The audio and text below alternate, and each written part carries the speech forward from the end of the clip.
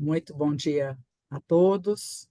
Estamos aqui mais uma vez para o café da manhã da ADCE, Uniapac, ADCE São Paulo. Hoje, dia 19 de junho de 2024. Mais uma vez reunidos aqui para trazer mensagens inspiradoras e queremos muito agradecer aí o nosso apoiador, né, ouro, que é a Promaflex, uma empresa de 35 anos, do nosso associado e da diretoria, Marcos Velé. A Promaflex é a maior fabricante de filmes de proteção de superfície da América Latina. Olha que orgulho para nós da DCE, temos uma empresa como essa como associada da DCE.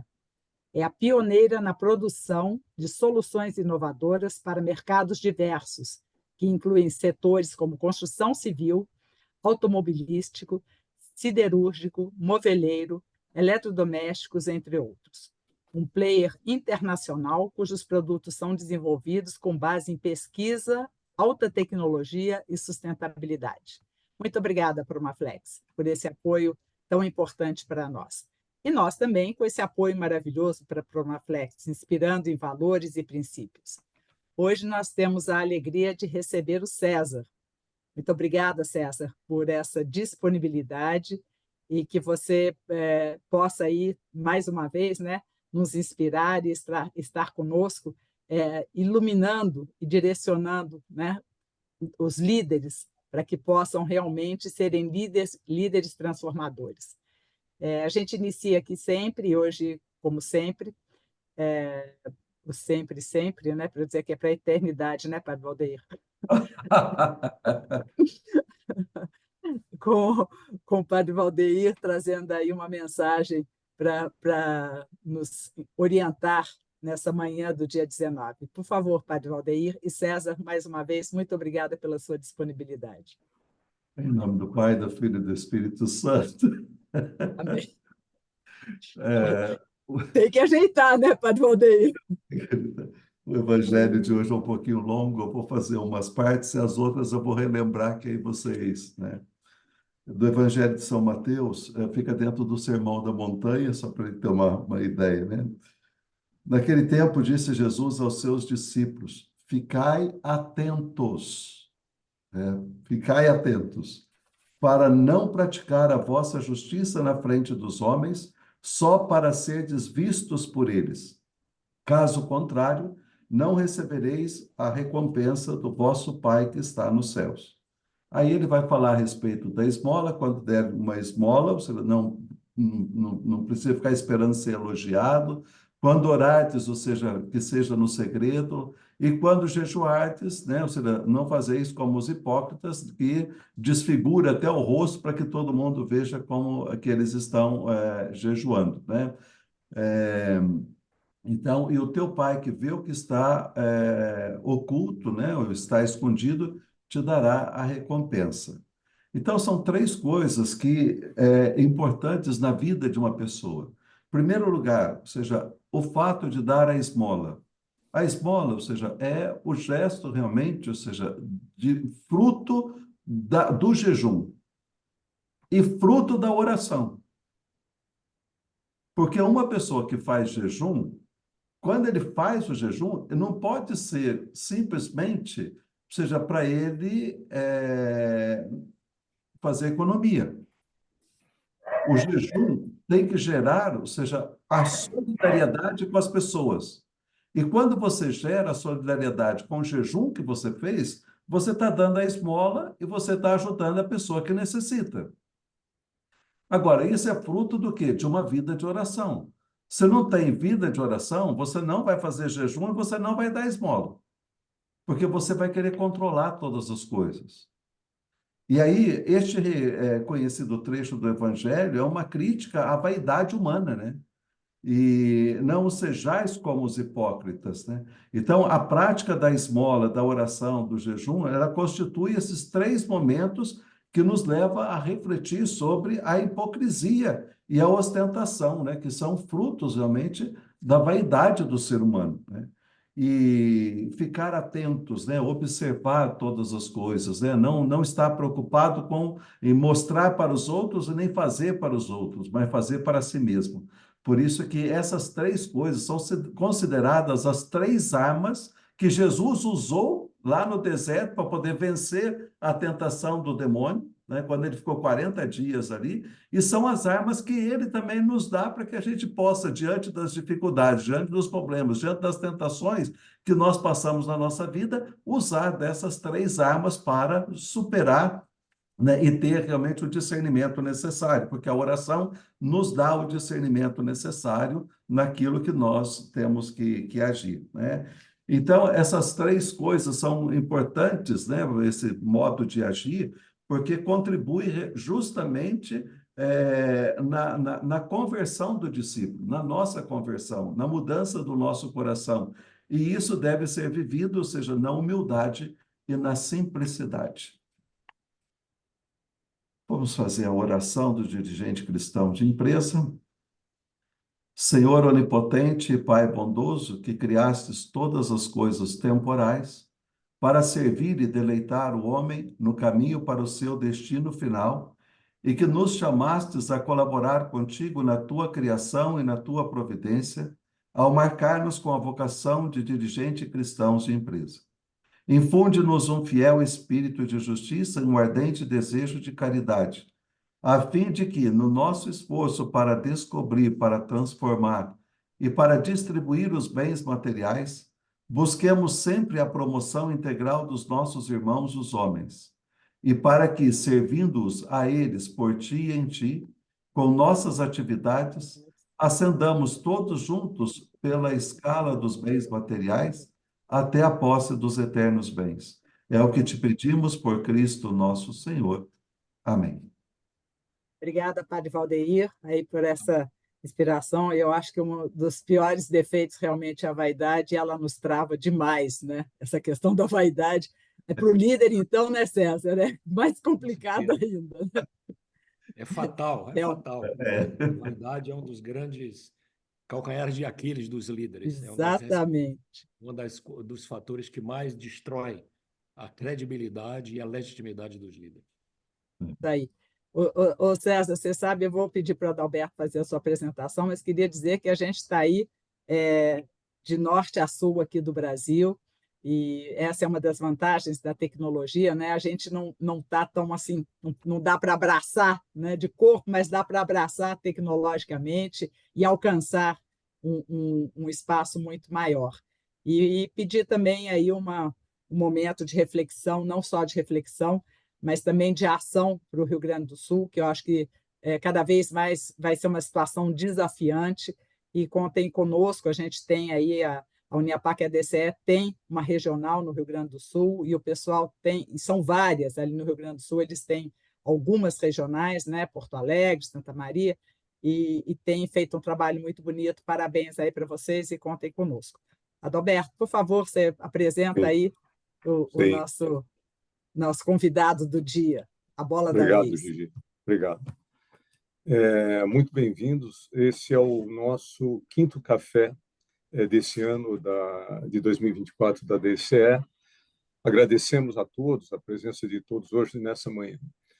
E nesse momento pós-pandemia, pós-Covid, né, o mundo vive cada vez mais o ambiente remoto, né, o ambiente virtual nas empresas, nas organizações, inclusive aqui, né, conosco, né, nesse dia de hoje. Então, assim, muitos benefícios vieram, redução de custo, deslocamento, trânsito, tudo isso, né, mas também grandes desafios. E houve um enorme distanciamento das pessoas, isolamento, solidão, e principalmente impacto nos problemas de saúde mental, né? Então, como lidar com essas questões nas organizações? Como encontrar líderes para esses novos tempos? Então, para isso, a Gigi fez aí o convite ao César e aceitou, muito grato por estar conosco. O César, ele é consultor de empresas sobre estratégias, ele fundou a Empreenda Consultoria e é colunista da Isto É, escritor, tem 2 livros aí espetaculares, um deles é Seja o Líder que o Momento Exige, inclusive vai ser grande parte do tema de hoje. E outro também que é um best-seller aí é Você é do Tamanho do Seu Sonho. Então, são 2 livros espetaculares, né? O tema nosso hoje é Seja o líder transformador que o momento exige.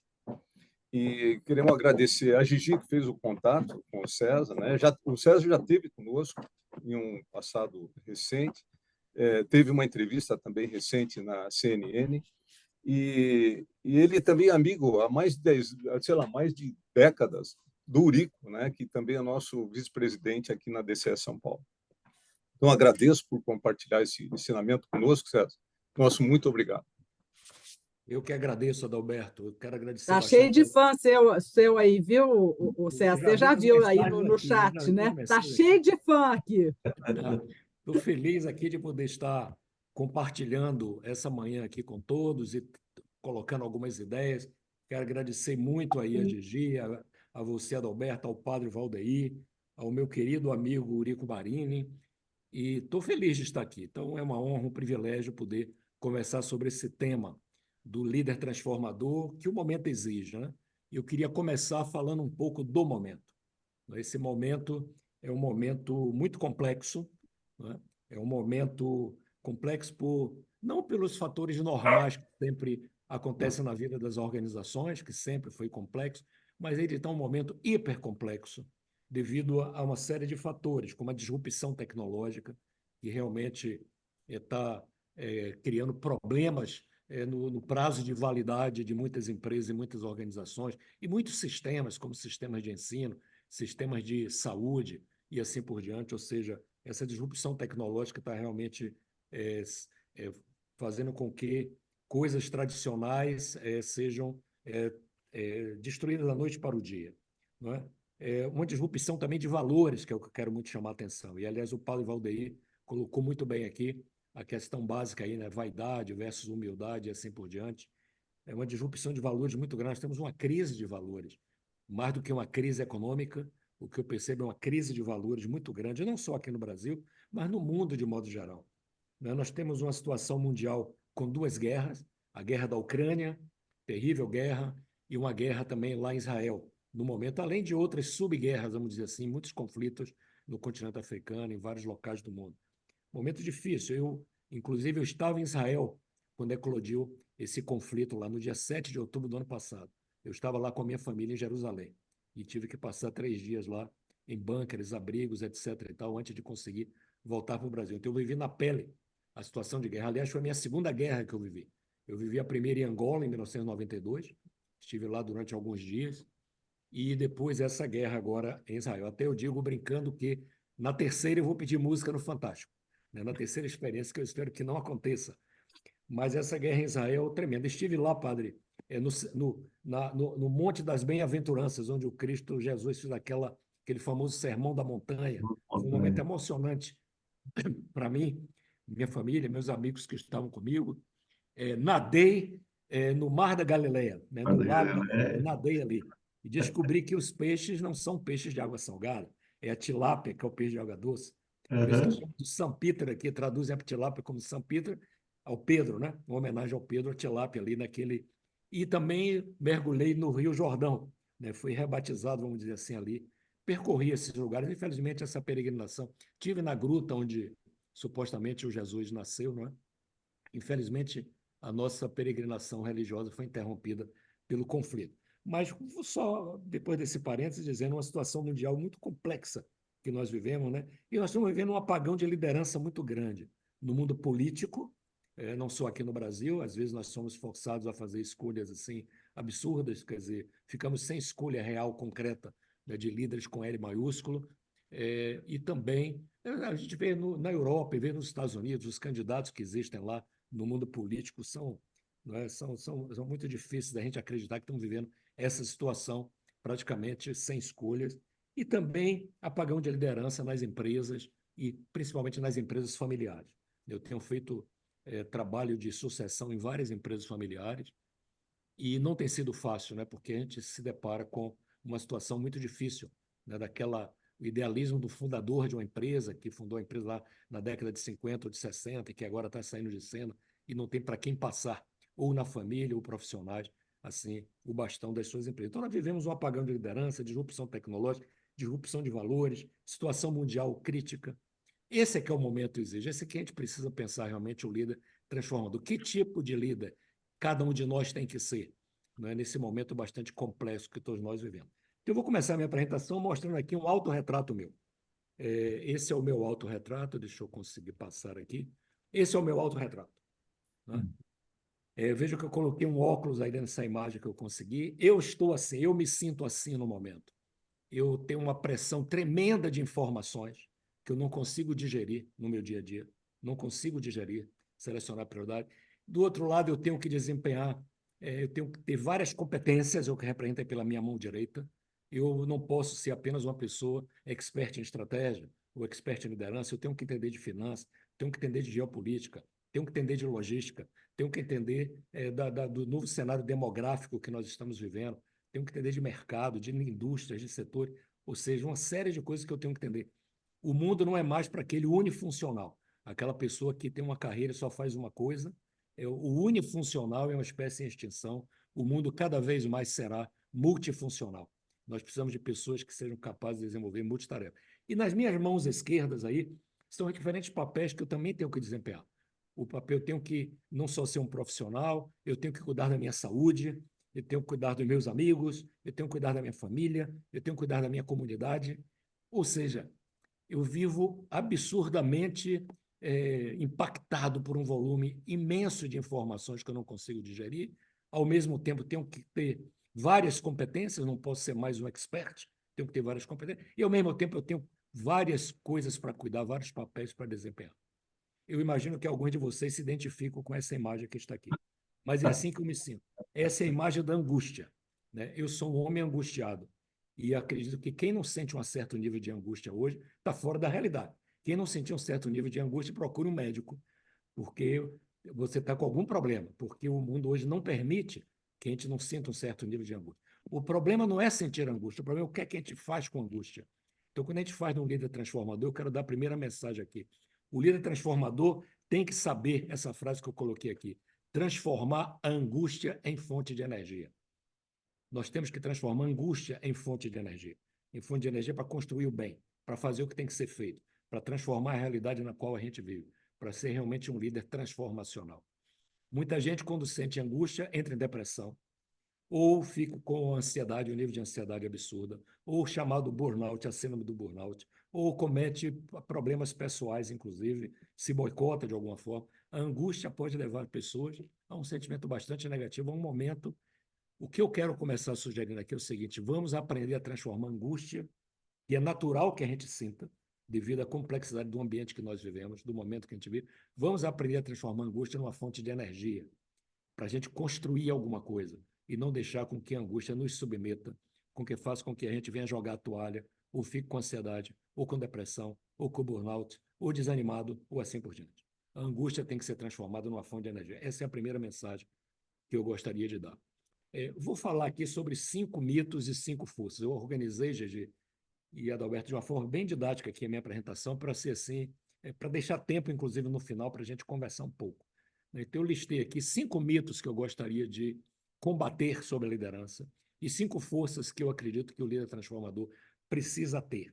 Primeiro é o César, seguinte... só te falar aí que realmente as perguntas, para que a gente possa otimizar, a gente pede que as perguntas sejam postas no chat, que assim, assim você inclusive pode ir lendo, e se tiver alguma coisa que durante a apresentação você queira ir respondendo, então, por favor, se vocês tiverem perguntas, coloquem no chat. Obrigada, César. Eu já vou trazendo aqui as perguntas para dentro da minha apresentação. Eu quero falar aqui sobre 5 mitos. Primeiro, liderança não é cargo. Nós temos que acabar com isso. Essa mentalidade aí antiga, ultrapassada, de que liderança é quem é o diretor de uma empresa, liderança é quem é pai ou mãe, liderança é quem tem um cargo, liderança é quem tem posição social. Liderança não é cargo nem posição social. Liderança, ela é quem tem a capacidade de influenciar outras pessoas em torno de um objetivo. Essa é a definição mais antiga, mas eterna, e eu considero a mais moderna sobre liderança. Liderança é a capacidade que uma pessoa tem de influenciar outras pessoas em prol de um objetivo comum, de alguma coisa que aquela comunidade, ou aquela pessoa, aquele grupo deseja realizar. Então, não é cargo. Liderança não é só de cima para baixo, não é só quem é mais idoso, não é só o pai e a mãe. Quem tem filhos pequenos sabe o que é que eu estou falando. Muitas vezes a liderança, a decisão dentro de uma casa, dentro de uma família é tomada, não é por quem é, não é porque tem a capacidade de influenciar, e muitas vezes as crianças têm uma capacidade enorme de influenciar. Então, vamos apagar essa história. Liderança também não é inata. Eu vejo muita gente dizer, porque é liderança, eu vi o cara com brilho no olho, eu vi o cara já ter o DNA do líder. Não existe isso. Felizmente não existe o DNA do líder, porque nós temos líderes tão tóxicos, tão terríveis, que se tivesse DNA do líder, o mundo estaria destruído. Né? Liderança não é inata. A gente não nasce líder, a gente aprende a ser líder. Nós aprendemos a ser líder.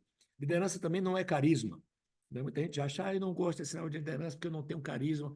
Não, carisma não é. Se tem carisma, ótimo. Se não tem carisma, também ótimo, porque liderança não é sinônimo de carisma. Saco vazio não fica em pé durante muito tempo.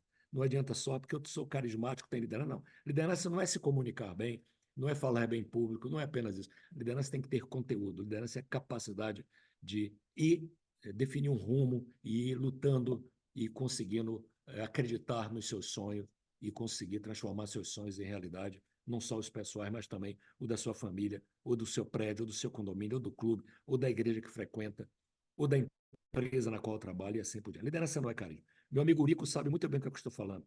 Tivemos várias experiências de trabalho conjunto e nós sabemos, ele sabe muito bem, que alguns líderes extraordinários nas empresas onde nós passamos juntos são líderes extraordinários e o nível de carisma não é dos mais significativos. Liderança não é carisma. Se tivesse, uma vez eu perguntei a um líder que fez uma transformação enorme numa grande empresa aqui no Brasil, se tivesse um carismômetro, ou seja, o termômetro do líder, né? O carismômetro, e fosse medir o seu nível de carisma, de 1 a 10, qual seria o seu nível de carisma? Ele olhou para mim e disse assim, César, seria 2. Do carismômetro seria apenas 2. E esse é um líder extraordinário. Eu dou nota 10 a esse líder. Fez um dos maiores turnarounds que a gente conhece em empresa aqui no Brasil. E ele próprio diz, meu nível de carisma seria número 2. Liderança não é carisma. Liderança não é ter seguidores. Seguidores é bom nas redes sociais, em alguns casos. Mas liderança não é. Porque eu tenho 10 mil seguidores, eu trabalho, minha empresa tem 50 caras, eu trabalho, meu departamento tem 2 mil, não sei o quê. O cara acha que é líder porque tem um departamento cheio de gente. Não é isso que é liderança. Liderança não é ter gente atrás de si, liderança é ter gente em torno de si.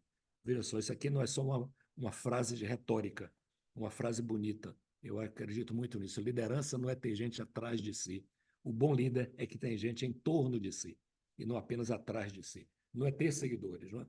Então, acho que isso aqui é muito importante. E, finalmente, não tem um estilo ideal de liderança. Muita gente acha que, porque o estilo de líder, assim, tem aquela prescrição de uma receita de como ser líder e a pessoa perde a sua personalidade. Eu vejo, inclusive, muitos programas de treinamento cometendo o que eu considero uma violência contra as pessoas, tentando fazer com que as pessoas sejam aquilo que não são. Não se consegue. Não adianta uma coisa formar um líder de uma forma artificial, querer que a pessoa seja o que não é. O melhor líder está dentro de cada um. É transformar os seus pontos fortes, é maximizar aquilo, mitigar alguns pontos vulneráveis, alguns pontos fracos, se desenvolver como líder, traçando um rumo para as pessoas, encorajando as pessoas, mobilizando pessoas em torno de um objetivo. Então, não tem esse negócio do estilo ideal, e quando eu vejo muita gente tentando moldar uma pessoa dentro de um estilo ideal, eu considero que isso é uma violência contra a natureza humana. Tentar fazer com que a pessoa seja aquilo que não é. E nenhum líder que seja o que não é, não vai dar certo, porque tem perna curta. A falsidade, a coisa assim, a falta de legitimidade tem perna curta, não consegue sobreviver muito tempo. Então, não adianta fantasiar um líder com estilo de coisas que não estão na sua essência. E eu respeito muito a essência de cada pessoa. Tenho vários programas de capacitação de liderança, dou mentoria, ajuda a formar sucessores, em cargos os mais altos dentro de várias empresas, presidente de conselho, presidente de empresa, diretores de organização, de ONGs, etc. Mas uma coisa que baseia muito o meu trabalho e meu pensamento é o respeito à essência de cada um. É melhorar aquilo que a pessoa tem de forte e mitigar aquilo que a pessoa tem de mais vulnerável, mas jamais tentar fazer com que a pessoa seja aquilo que ela não é, porque isso não é sadio a médio e longo prazo. Então, esses são alguns pontos que eu gostaria assim, de desmistificar sobre liderança, para quem está aqui nos acompanhando. Entenda assim, se você não tem um cargo alto, não significa que você não é líder. Você não nasceu líder, você aprende a ser líder. Se você não tem carisma, ótimo, parabéns. Vamos construir e melhorar a sua capacidade de comunicação, etc. E tal. Não é ter seguidores. Você tem só 2 pessoas, 3 pessoas trabalhando com você, que maravilha. Não significa que você é menor do que quem tem 5.000 pessoas numa empresa que é membro da sua equipe. Se você é centralizador ou mais participativo, que você não importa. O que importa é que você saiba utilizar as suas forças no momento certo. Esse é o ponto que eu estou querendo colocar. Então, eu quero desmistificar algumas bobagens que eu acho que existem aí sobre liderança e que, infelizmente, muita gente continua ainda acreditando. Então, eu sempre digo assim, essas aqui são ideias mortas que eu proponho que precisam ser sepultadas. Ideias mortas que precisam ser sepultadas. Nós precisamos acreditar numa outra coisa. Então, eu vou agora trazer algumas outras coisas, agora mais propositivas, né? Quais são as forças do líder transformador que eu acredito? Vou colocar também 5 forças do líder transformador. Número 1, primeiro, marco zero do líder transformador chama-se propósito. A capacidade do líder de definir um propósito para sua família, ou para seus amigos, ou para a comunidade, ou no prédio onde vive, ou na empresa onde trabalha, ou na organização não lucrativa na qual faz parte e contribui. Então, senso de propósito é fundamental. O que é propósito? É a razão de ser de uma empresa, ou de uma instituição, de uma família, ou de uma comunidade. É o porquê, é o que explicita o benefício que a gente propõe a criar. O propósito não é o como. Eu trabalho numa empresa, qual é o seu propósito? O que nós fazemos é construir e fabricar e vender pneus. Isso não é propósito. Porque a gente fabrica freios ferroviários. Isso não é propósito. Isso é o que você faz. O porquê é que é o propósito. Então, a empresa de freios ferroviários, como há pouco tempo eu tive a oportunidade de ajudar a construir o propósito deles, ficou muito claro. E eu trabalhei com gente macacão azul, macacão de fábrica, gente com bota, capacete, luva e macacão, trabalhando com todo mundo dentro dessa empresa, aqui em Osasco. E chegamos à conclusão seguinte: o propósito dessa empresa é garantir a segurança de 1 bilhão de pessoas que diariamente utilizam o transporte ferroviário. Então, veja só, a minha empresa fabrica freios ferroviários, mas se eu digo o meu propósito é fabricar freios é o que eu faço, não é o propósito. O meu propósito ao fabricar freios é garantir a segurança de 1 bilhão de pessoas que diariamente usam transporte ferroviário em todo o mundo, porque essa é uma empresa aqui em Osasco que é exportadora desses freios ferroviários para todo o mundo. Então, eu tenho um propósito. Eu posso chegar em casa e dizer para o meu filho: papai está atrasado hoje, não foi lhe levar na escola, não foi lhe buscar, que papai está ajudando a garantir a segurança de 1 bilhão de pessoas no mundo inteiro que usam transporte ferroviário. É muito diferente de eu dizer: papai não foi lhe buscar, é que papai ficou apertando um parafuso aqui para fabricar um freio ferroviário. Então, senso de propósito é importante. Eu espero que todos estejam entendendo o que eu estou falando aqui. Propósito é o que dá significado à vida das pessoas. A vida, as pessoas precisam de significado. As pessoas não querem apenas um emprego, uma tarefa, uma missão. As pessoas querem significado para as suas vidas. Aquele líder que é capaz de construir com as pessoas, ou na sua família, ou na igreja, ou no clube, onde seja, ou na empresa, que é capaz de construir um propósito junto com a sua equipe, os seus liderados, está dando significado à vida das pessoas. Uma vida sem significado é muito pobre. E a vida é muito curta para ser pequena, como diz o meu querido amigo Mário Sérgio Cortella. A vida é muito curta para ser pequena, a vida é muito curta para que a gente viva ela sem propósito. Nós precisamos de propósito nas nossas vidas. Esse é o propósito da minha empresa. Veja aqui, garantir o amanhã dos nossos clientes. Eu deixei muito claro desde que nós fundamos a empresa no ano 2001. Nós existimos aqui com a minha equipe para garantir o amanhã dos nossos clientes. Eu não vendo produto, eu não estou aqui dizendo eu faço planejamento estratégico, eu faço mentoria de líder, eu faço programa disso, programa daquilo. Eu não vendo produtos. Eu não me posiciono como alguém que vende produtos. Eu me posiciono como alguém que estou ajudando os meus clientes a garantir o seu amanhã, garantir o seu futuro. O nosso propósito de vida aqui, de quem trabalha comigo e minha equipe aqui, é transformar a vida das empresas, das pessoas, para que vivam sua melhor versão. O que nós queremos é ajudar uma empresa a encontrar sua melhor versão. O que nós queremos é ajudar as pessoas, os líderes com os quais nós trabalhamos, a encontrar sua melhor versão como ser humano e como líder. Então, esse é o meu propósito de vida. Eu não me posiciono como um vendedor de produtos. É muito fácil fazer um catálogo e dizer: eu faço isso, faço aquilo, listo 8, 10 produtos para botar no mercado para fazer com que os clientes comprem. Eu acho que isso é pobre. Isso não é dar propósito. Não dá significado à minha vida, não daria.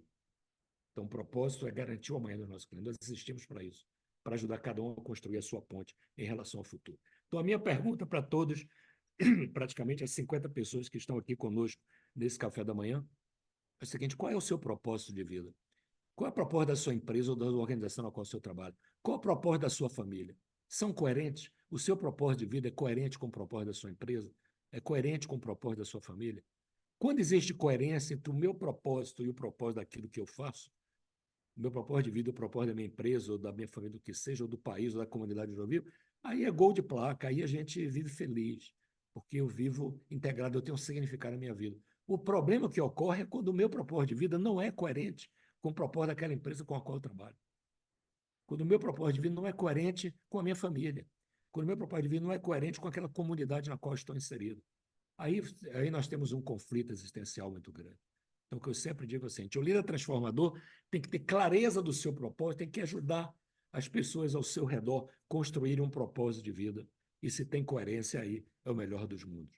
Então, líder transformador, inspire pelo propósito, não apenas pelo emprego, não apenas pela meta, não apenas pelas tarefas. Então, muitos líderes cobram apenas metas, resultados, tarefas, ficam cobrando. E não é assim que você inspira uma pessoa. Você inspira pelo propósito. Esse exemplo que eu dei aqui da fábrica de freios ferroviários. É uma coisa eu dizer, você tem que produzir 10 freios, 10 pecinhas por dia, ou 5 pecinhas, ou a gente tem que vender tanto. Isso é inspirar pela meta, pela tarefa. A outra coisa é quando eu inspiro pelo propósito, quando eu digo, hoje, as peças que você ajudou a produzir salvaram alguns milhares de vidas de algumas pessoas que utilizam transporte ferroviário no mundo.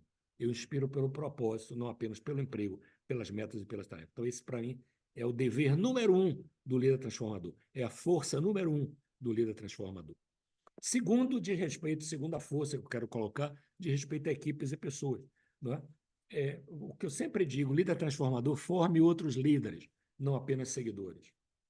Relembra aquela frase inicial que eu coloquei: o líder eficaz não é quem tem gente atrás de si, é quem tem gente em torno de si.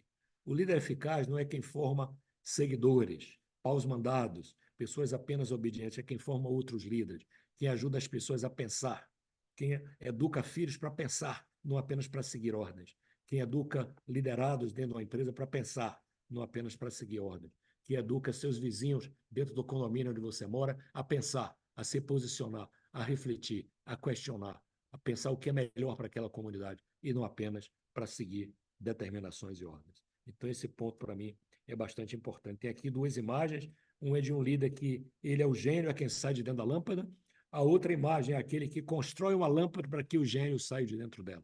O líder inspirador, o transformador, é aquele que constrói uma estrutura, mecanismos, diretrizes, políticas dentro de uma organização e faz com que a genialidade dos outros apareça. O líder transformador e o líder eficaz do futuro não é aquele que ele é o líder, ele é quem sabe tudo, ele é quem toma decisões sozinho, ele é que é o gênio. Não. O gênio na liderança é aquele que constrói condições para que a genialidade dos outros apareça.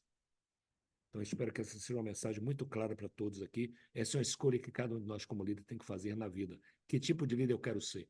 Eu quero ser aquele líder que eu vou construir tudo para eu ser o gênio, ou eu vou construir tudo para que a genialidade dos outros e o potencial dos outros apareça? Essa é a grande decisão que um líder tem que tomar. Ouvi essa frase de um querido amigo meu, cliente, que uma vez me chamou numa empresa lá no Rio de Janeiro. Depois que eu fiz um trabalho com ele, uns meses depois ele me chamou para me apresentar o sucessor dele, e eu disse: mas, meu amigo, você tem 47 anos, você já está pensando em fazer sucessão? Você não quer desfrutar um pouco do sucesso que você está tendo aqui? Ele é um chileno, numa empresa internacional, numa multinacional, e ele olhou para mim: senhor Sousa, só é promovível quem é substituível. E essa frase eu nunca esqueci. Ouvi essa frase em 2007. Tem 17 anos que eu ouvi essa frase. Do meu querido amigo líder de uma grande empresa multinacional operando aqui no Brasil, chileno, que fez uma transformação brutal. Pela primeira vez, a empresa dele ficou positiva e ele começou a passar o bastão para o próximo. O outro líder foi me apresentar o líder. Quando eu questionei: você não quer desfrutar um pouco da liderança? Você não quer desfrutar um pouco do sucesso que você está tendo? Eu disse: não, porque só é promovível quem é substituível. Eu tenho que fazer o meu sucessor. Por que eu estou dando esse recado? Porque muita gente não gosta de, como se diz na gíria, largar o osso. Tem muita gente que não gosta de passar o bastão. Tem muita gente que tem medo da sombra. Ah, mas se eu formar alguém aqui, esse alguém aqui daqui a pouco vai me substituir. E fica com medo. e é essa pessoa que não é substituível, não é promovível. Eu espero que isso aqui seja lição para todo mundo. Isso é, inclusive, coerente com o que o padre Valdeir falou. Não é? Aquela vaidade que alguns têm, eu sou líder, eu sou aqui, eu sou isso, eu sou aquilo, impede com que a pessoa tenha a humildade de formar outras pessoas, de desenvolver outras pessoas. E aí, às vezes, a pessoa está dando um tiro no pé, está se prejudicando, porque quem pensa assim também não vai ter carreira muito longa. Não é? Esses dois quadros eu vi aqui no Museu do Hermitage, lá em São Petersburgo, né? Lá na Rússia, é chamada Sala Matisse. Dois quadros do Matisse, um defronte do outro, quadros enormes, 3 metros cada um, lindíssimos. Obras de arte, são alguns dos quadros mais caros, mais valiosos da arte da pintura, né? Uma aqui, o Matisse chamou a música e a outra ele chamou a dança. Foi como ele apelidou os dois quadros dele. Quando eu olhei esses dois quadros na parede, eu tive um insight assim, nossa, eu estou entendendo agora por que é que alguns líderes me convidam para trabalhar nas empresas deles. Eles me pedem assim, eu preciso de uma integração, César, eu preciso de uma sinergia. As pessoas são competentes, mas não conseguem interagir entre si, não tem sinergia. Aí eu reapelidei os quadros do Matisse. O que ele chamou a música, eu passei a chamar ilhas de competência. O que ele chamou a dança, eu passei a chamar arquipélago de excelência. E eu cunhei essa frase assim: o papel do líder é transformar ilhas de competência em um arquipélago de excelência. Ilhas de competência no arquipélago de excelência. É fazer a integração, fazer a sinergia, desenvolver pessoas nessa direção. E esses dois quadros me inspiram muito nesse sentido. Quantas vezes a gente vê numa família pessoas brilhantes, competentes, inteligentes, simpáticas, bonitas, tudo, mas isoladas, né? Como esse quadro aí da música, como ilhas de competência. Quantas vezes a gente vê dentro do prédio onde a gente mora pessoas assim, vizinhos que nem se cumprimentam, nem quando entra no elevador, nem bom dia dão, não é? Pessoas que vivem completamente isoladas, você não sabe quem é o seu vizinho.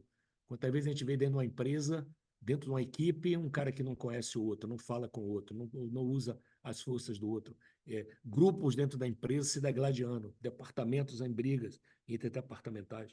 São ilhas de competência. Inspirado no Matisse e rebatizando aqui, data vênia do Matisse, rebatizando os quadros dele, o papel do líder é transformar ilhas de competência em um arquipélago de excelência. Eu acho que esse é o papel do líder transformador.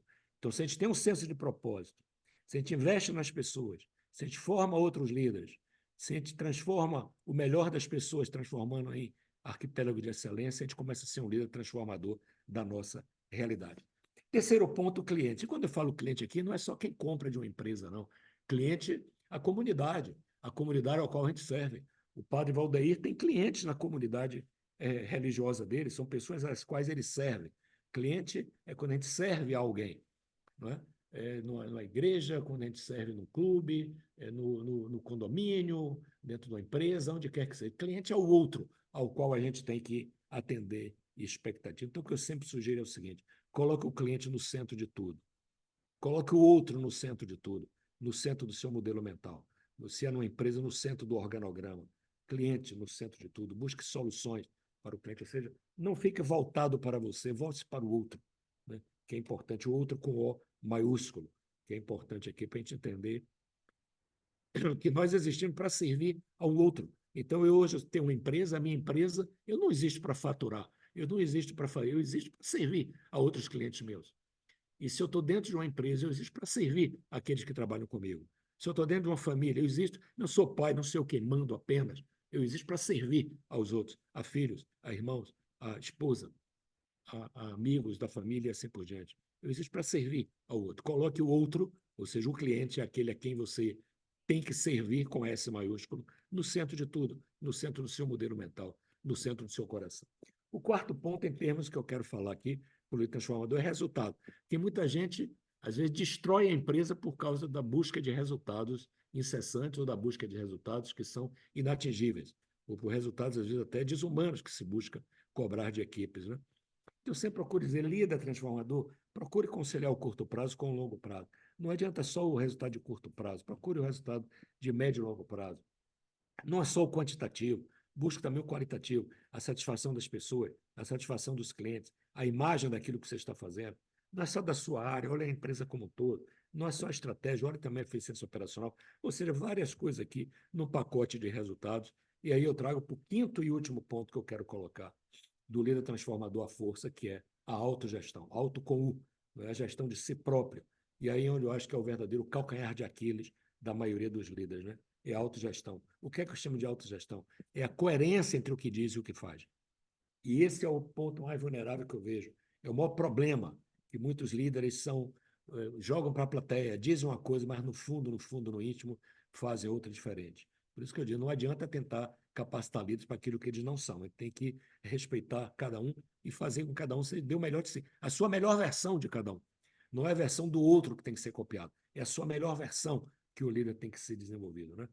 Então, a coerência entre o que faz é uma coisa que eu sempre aponto para os líderes, né? Busque a coerência, 110% de coerência, porque se você diz uma coisa, joga para a plateia, mas faz outra, você vai ter. Isso é um tiro no pé, né? O pertencimento, que é outra coisa importante, né, de autogestão, o pertencimento, a inclusão de pessoas, essa atitude de incluir pessoas, a atitude de dar pertencimento às pessoas, de não ser egoísta, não procurar só as coisas sozinho.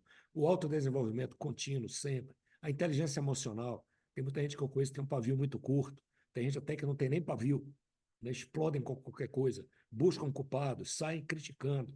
Tem que ter inteligência emocional, tem que saber momentos de viver uma crise, viver momentos delicados, viver momentos complexos, como esse que eu passei em Israel, por exemplo, com a minha família.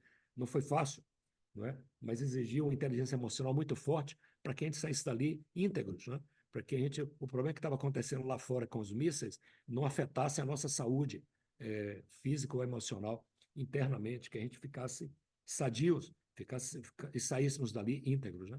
Importantíssimo nesse momento de crise a inteligência emocional. E ser o exemplo, né? Ser o exemplo e harmonizar as diferentes dimensões da vida de cada um. A vida não é só trabalho, não é só realização financeira, a vida é saúde, cuidar da minha saúde, a vida é família, cuidar da minha família, a vida é amigos, cuidar dos meus amigos, a vida é vida espiritual, a vida é uma série de coisas, é uma causa ecológica ou social que eu defendo, ou participação em alguma coisa na comunidade. A vida é um conjunto de dimensões. A gente não pode pensar só em ter sucesso em uma dimensão da vida, que é a dimensão profissional, né? A gente tem que ter essa capacidade integrada de autogestão. Então, são alguns pontos de autogestão que eu estou colocando. Aí, quando eu falo em autogestão, eu volto ao meu ponto para encerrar aqui, né? Quando eu me apareci ali, não é, angustiado, então esses são as coisas, remédios que eu próprio procuro tomar.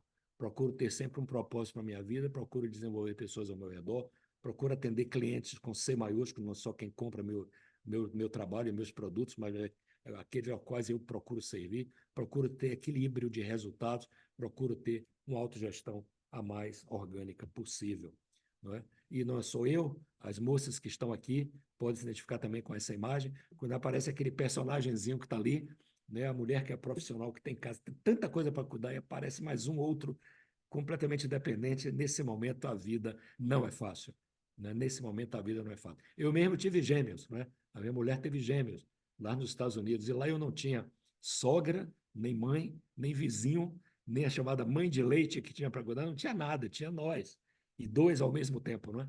Então não é fácil esse momento, mas esse é o momento da verdade. É o momento que a gente cresce como líder, é o momento que a gente tem que lidar com situações inusitadas e situações que a gente tem que saber enfrentar adequadamente. Devido a essa angústia, né, que todos nós sentimos, homens, mulheres, profissionais, qualquer idade e tal, o que é que está acontecendo hoje? Infelizmente, o Brasil, no ranking de saúde mental, está muito mal, né? Ansiedade é o número 1 do mundo, em depressão é o número 4 do mundo, em síndrome de burnout é o número 1 do mundo, em suicídio é o 8º país do mundo em suicídio. Jovens aí crescendo uma taxa de 6% ao ano desde 2011. O Brasil é o terceiro pior país em aspectos de saúde mental do mundo. Isso é terrível. Nós temos que encontrar um caminho.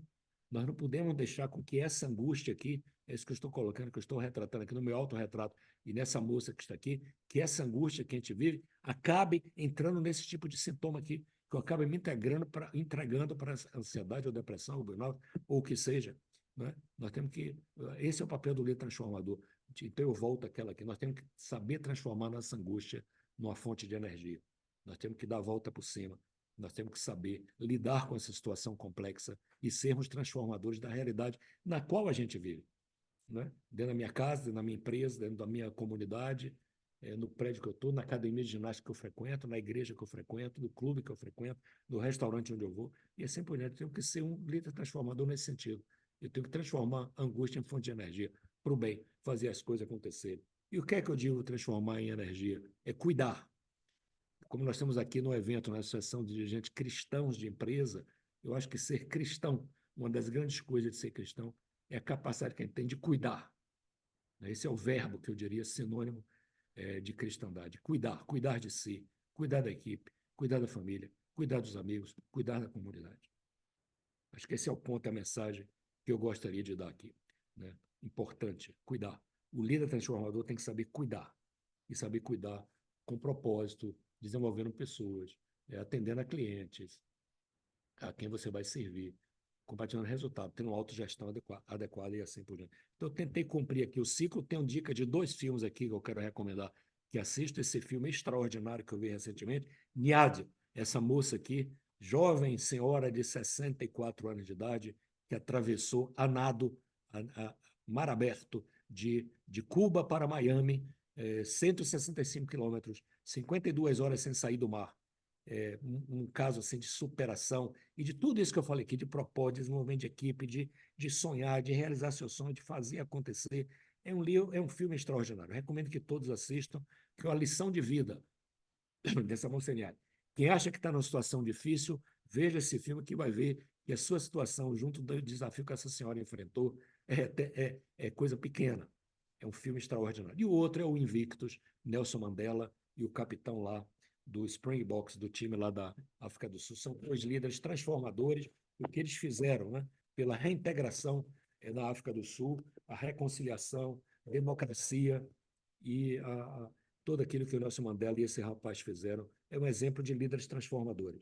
Como é que eles transformaram uma realidade, né, naquela época lá, alguns anos atrás, de uma forma extraordinária. Para concluir, eu quero dizer isso. O que é que eu tentei vender aqui hoje? Algumas ideias. Primeiro, esses 5 mitos que eu espero que cada um aí... Depois eu vou mandar para você, Gigi, esses slides. Assim que eu desligar aqui, eu mando para você os slides. Você pode mandar para todos, você, Adalberto, mandar para todos os que estão nos assistindo, porque serve de checklist. O que eu gosto é que cada um olhasse assim. Esses mitos, eu ainda acredito nisso aqui. Se acredita nisso, olha, não acredite muito não, porque isso aqui não vai fazer com que você seja um líder transformador. Tá certo? Então, combata isso aqui com todas as suas forças. E as 5 forças do líder transformador. Você realmente tem definido um propósito para a sua vida, para as pessoas com as você trabalha? Se não, cuide disso. Você tem desenvolvido pessoas e equipes? Você tem que cuidar de cliente. Cliente que eu falo aqui não é cliente de empresa, é o cliente a quem você serve, com S maiúsculo. Você tem tido um equilíbrio de resultado? Como é você na sua autogestão? São coisas que você tem um checklist para cada um de vocês refletir sobre isso.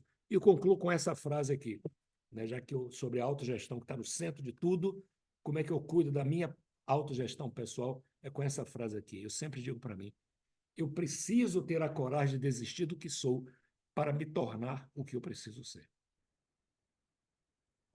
Muito obrigado, pessoal. Muito obrigado aí pela paciência de vocês. Estou aqui aberto para perguntas e trocar mais algumas ideias no tempo que nós temos ainda pela frente. Eita, César, que espetáculo. Obrigada, viu? Muito bom. Parabéns aí, de uma maneira muito didática, né? Dando as dicas. E obrigada por disponibilizar a apresentação. A gente está... Esse café da manhã está sendo gravado. Se você permitir, depois a gente também disponibiliza a gravação, Sem problema. porque é muito importante, né, para as pessoas reverem, né? Você falou aí tanto de vaidade e tal, e é isso mesmo, né? Se você está ali pela vaidade, você não está pela causa. Aí você não consegue fazer, porque você está por você, e não pelo propósito, né? Exatamente. E a questão de você de enxergar as pessoas, né? Eu falo que até cachorro abana o rabo quando um cruza com o outro e a gente não se cumprimenta dentro do elevador, né? Acho assim muito Muita gente tem esse péssimo hábito, né? Pois é, infelizmente.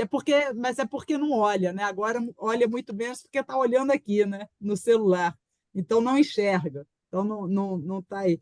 Eu acho que passa agora aqui para o Adalberto, para ele organizar aí essas perguntas que estão no chat. Adalberto, por favor, você pode Sim, vamos compartilhar fazer. aí e passar para o César, por favor, nesse tempinho que a gente ainda tem, esses 10 minutos, por favor. Sim. Ô, César, foi extraordinário aí a tua apresentação, parabéns.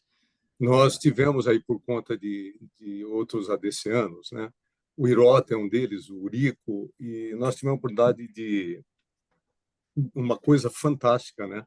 Uma oportunidade de estar com o Dr. Ives Ganda Martins, um homem renomado, professor emérito da Universidade da Colômbia, da Romênia, participou da Constituição, tudo isso, né?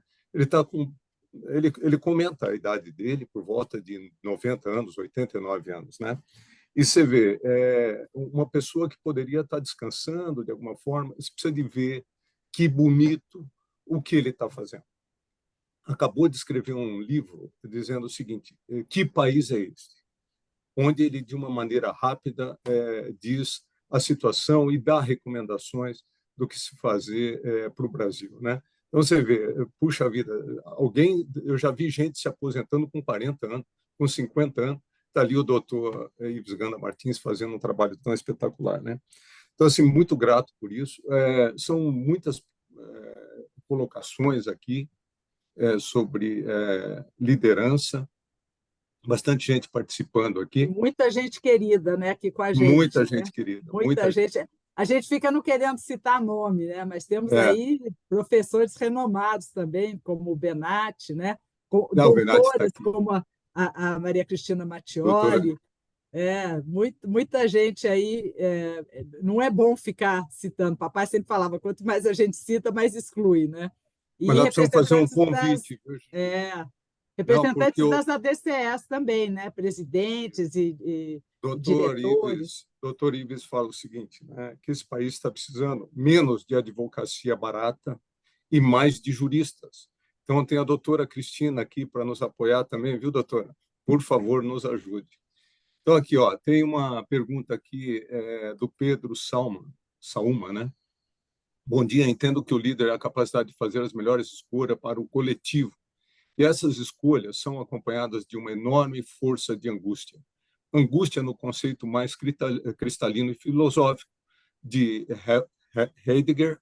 Concorda? Então, ele faz essa pergunta aqui. Pedro Sauma, da Promaflex, César. Não, com certeza, eu acho que esse é um ponto central, né? Foi o que procurei colocar aqui. Essa capacidade que cada um de nós tem de ter, principalmente investir no outro, né? O líder é aquele que sabe investir nas outras pessoas, investir no sentido de fazer investimento, não só no seu próprio autoconhecimento, na sua própria carreira, mas investir no outro e desenvolver, né? Criar a sua. É a melhor forma da gente ter de criar discípulos, né? Usando já de novo aí, aproveitando aqui a figura do padre Valdeir, né? Quando você investe nas outras pessoas, quando você ajuda as pessoas a se desenvolver. Isso é que cria o vínculo, né? Isso aqui, no meu modo de ver, cria um vínculo mais profundo, mais duradouro, mais útil. Quando a gente investe no desenvolvimento de outras pessoas, é que você forma realmente uma tropa de choque do bom sentido para o bem, né? Para fazer alguma coisa que seja relevante, quer seja numa empresa, ou na família, ou na comunidade na qual a gente.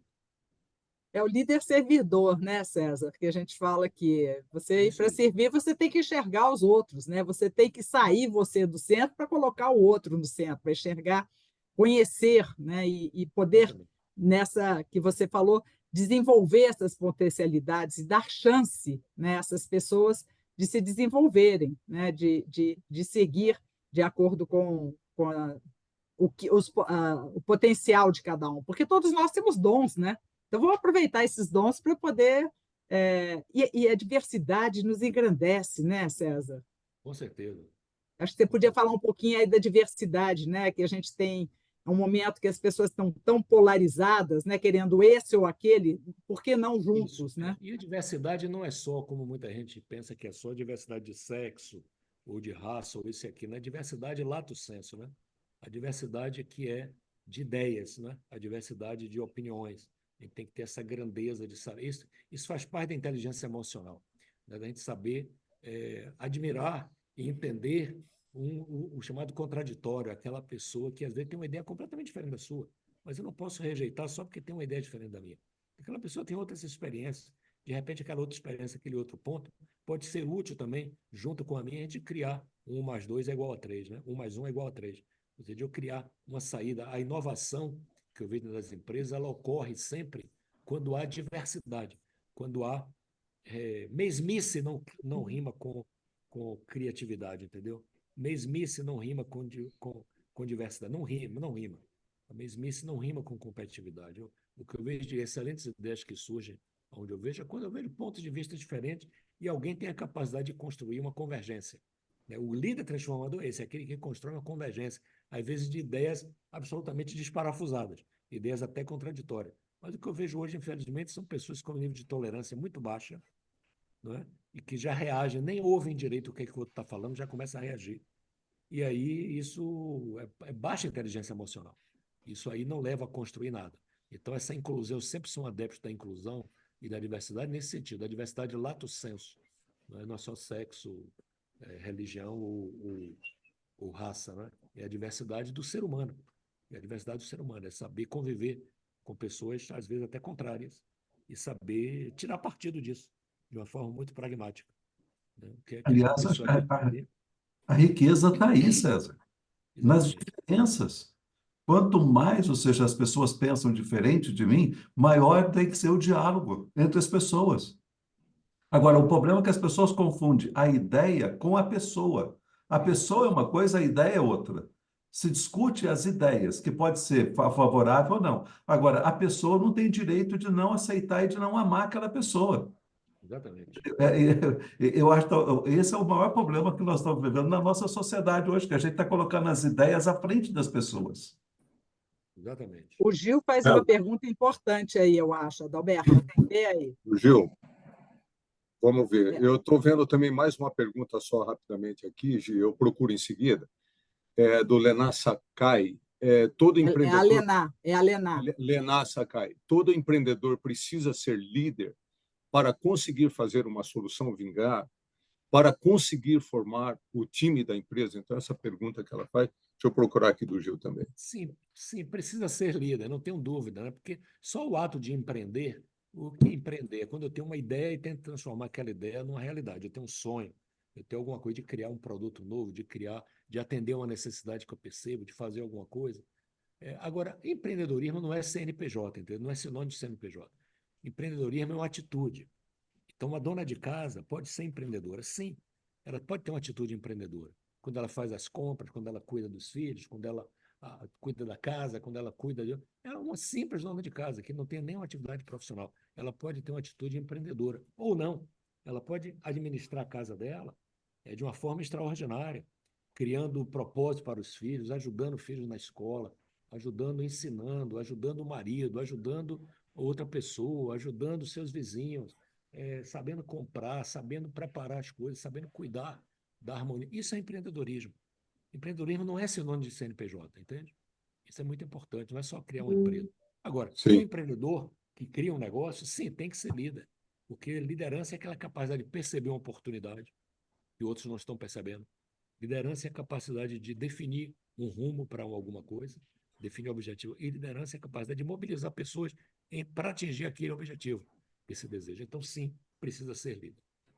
Nesse sentido amplo que eu estou colocando aqui de liderança.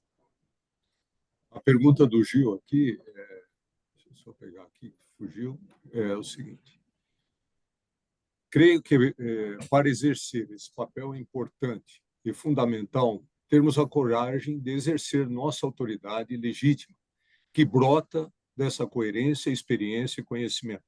Vivemos uma crise de autoridade hoje, então ele colocou entre parênteses pais, professores, etc. Sim, vivemos uma crise, eu diria, não só de autoridade, uma crise de valores muito forte, mas uma crise de liderança. Eu chamo, uma vez eu usei esse termo, nós vivemos um verdadeiro apagão da liderança. Não é só o apagão do sistema elétrico. Quando estava aquela crise elétrica, aqui no Brasil, todo mundo falando na crise de eletricidade, de fornecimento de eletricidade, eu disse, o apagão não é só de eletricidade, não. O apagão é de luz, de modo geral, o apagão de liderança. Né? Nós vivemos um momento em que essa crise de autoridade no sentido de autoridade que é a liderança devidamente colocada, né? Adequadamente colocada.